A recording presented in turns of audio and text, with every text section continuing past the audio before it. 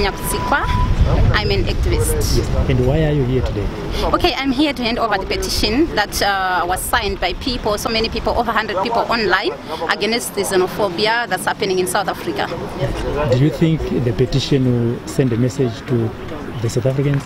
Yes, the petition will send the message to the South African government because it was signed by so many people. Yes, and do you think enough is being done to stop xenophobia in South Africa? Yes, so many people are speaking against xenophobia, the killings of innocent people for no just because we are all Africans and we should live together, in harmony. Yes. Do you think the South African government is doing enough to stop that? No, the South African is not. There is a guy who is fueling xenophobia online. He's picturing himself, filming himself, fueling xenophobia, telling everyone that they are not going to stop. They are going to kill foreigners. They don't want people in South Africa. So the way is law and order in South Africa. If they don't arrest the guy who is fueling xenophobia. All right, yeah.